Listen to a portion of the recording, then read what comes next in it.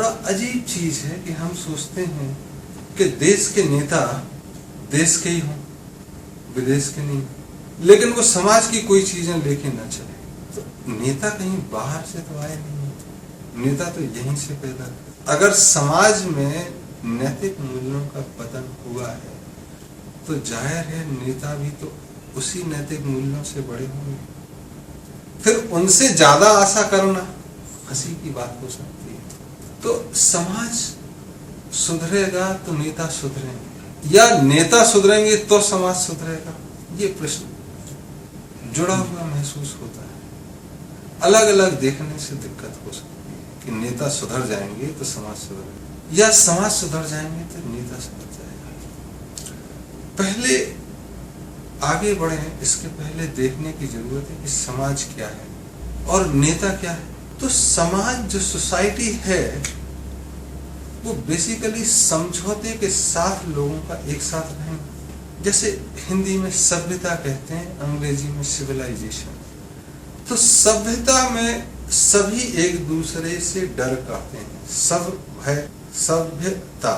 तो सभी एक दूसरे से किसी न किसी वजह से थोड़ा डरते हैं, तो एक साथ रहते हैं। ये है कि सभी का भय एक स्थिरता प्रदान करता है। राजा जनता से डरता है, जनता राजा से डरता है। आज के लोकतंत्र में नेता को जनता चुनती है, नेता सरकारी कर्मचारी चुनते हैं, सरकारी कर्मचारी का भी घर होता है, वो दूसरे सरकारी कर्मचारियों से डरते हैं। इस तरह से एक चक्र चलता है जिसमें सब एक दूसरे से जुड़े हुए हैं। अगर वो कहे कि हम इससे बिना जुड़े हुए सबसे बड़े हैं तो बड़ा अजीब चीज है। तो समाज में सभी एक दूसरे से भय खाते और एक दूसरे के साथ जुड़े हुए। अब प्रश्न आता है कि अगर दोनों एक दूसरे से जुड़े हुए हैं तो चीजें कैसे बदलेंगी। तो ऐसा हो सकता है कि कोई एक व्यक्ति कुछ अच्छा करने की कोशिश करे तो दूसरा भी कर सकता है। तो ये एक क्रमक होगा कि सब लोग धीरे धीरे अच्छे की तरफ, चक्र की तरफ चले। कोई एक ज्यादा खराब करने की कोशिश करे तो दूसरा भी खराब करेगा। तो ये भी क्रमिक होता है कि एक सभ्यता धीरे धीरे गिर जाती है, चकनाचूर हो जाती है। तो कौन सी सभ्यताएं बढ़ती हैं और कौन सी सभ्यताएं गिरती हैं, ये प्रकृति खुद निर्णय लेती है एक चक्र के हिसाब से, और जिसमें प्रकृति ने किसी को एक परमानेंसी, एक ये नहीं कहा कि अमेरिका तुम्हें हमेशा पावरफुल रहो। कल लंदन था, उसके पहले अरब था, उसके पहले चाइना था, फिर भारत था। धीरे धीरे चक्र अगर फिर से आए तो फिर कुछ और, कल अमेरिका के बाद कोई और, ऐसा चक्र चलता रहता है। तो अमेरिका जो बढ़ा तो किन्हीं मूल्यों पे उसने ज्यादा ध्यान दिया होगा, इसलिए बढ़ा है। आज वो कमजोर होगा तो जिन पे ध्यान नहीं देना चाहिए उन पे ध्यान देगा, और जिन पे ध्यान देना चाहिए उस पे ध्यान नहीं देगा। तो जो नीतियां होंगी, नैतिक मूल्य मतलब जो नीतियों से चले, तो जो नीतियां होंगी वो परोक्ष में हो सकता है नजर आए कि इससे हम जल्दी बढ़ जाएं, लेकिन अप्रोक्ष तौर पे वो गिराने की हैं। और ऐसे जिंदगी में हमेशा निर्णय की क्षण आते हैं, निर्णय लेना होता है जिसमें हम क्रॉस रोड पे खड़े होते हैं या रेजर एज पे, एक तरफ गिरेंगे एक तरफ समझेंगे।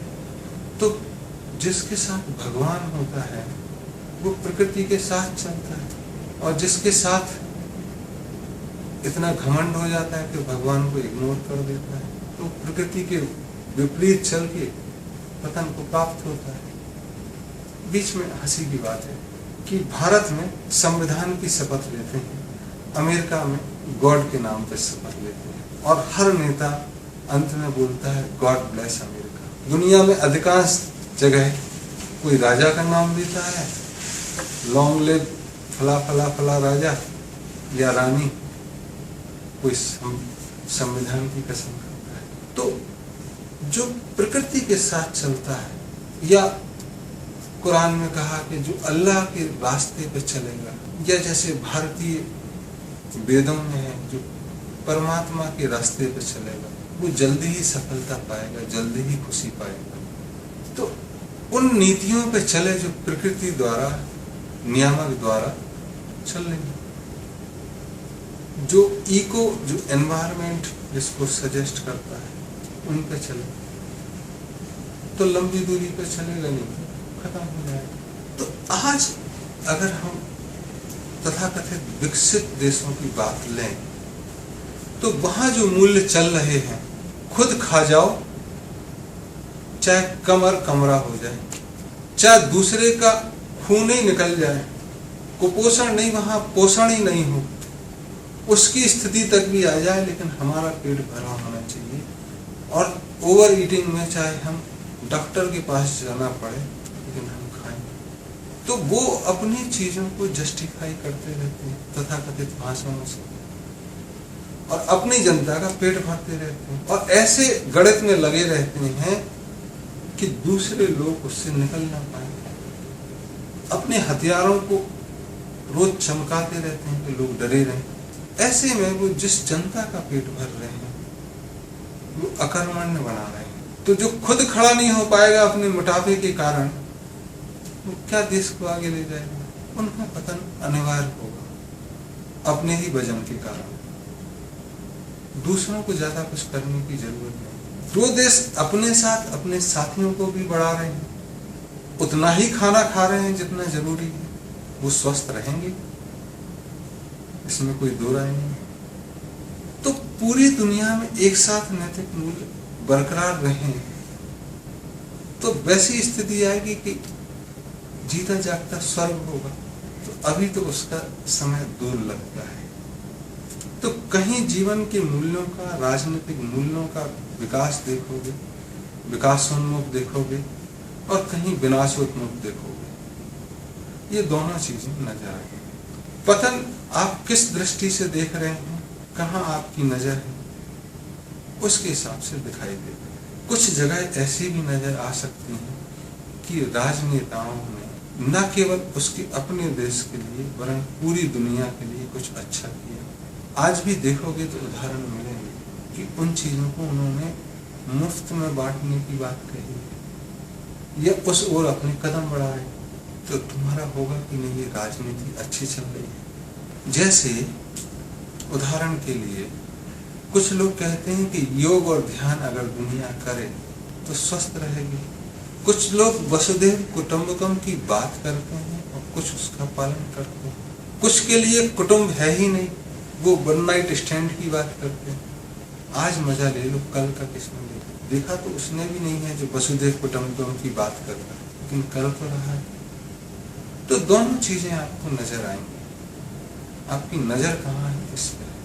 तो अगर आप सिर्फ पुरातन देशों की बात कर रहे हैं, चाहे वो चाइना हो, जापान हो, तो वो अपनी चर्निंग से, अपने अंतर विरोधों से निकलते हुए उस दिशा में कदम तो जरूर बढ़ा रहा है जहां वो अपनी जनता को खुश रख सके और पड़ोसी को भी दुख ना दे। उस दिशा में आगे बढ़े। दूसरे कुछ मुल्क ऐसे हैं कि जो अपनी जनता को खुश देने के प्रयास में इतना गलत कर बैठे हैं कि शायद उनको संभालना मुश्किल है। और कुछ देश ऐसे भी हैं जो अभी मूल्यों की समझ तक पहुंचने के लिए संघर्ष कर रहे हैं। उनके लिए जीवन ही महत्वपूर्ण हो रहा है कि जिए कैसे।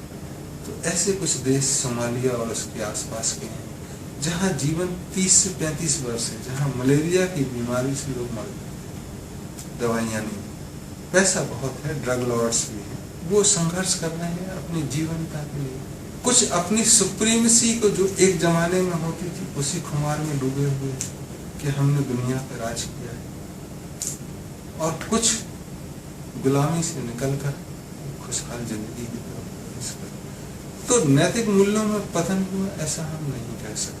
पूरी दुनिया में कुछ जगह अच्छा चल रहा है उसको और अच्छा करने, और जहाँ खराब चल रहा है उसको ध्यान ना दें तो बेहतर है, उसको और खराब करने की जरूरत नहीं।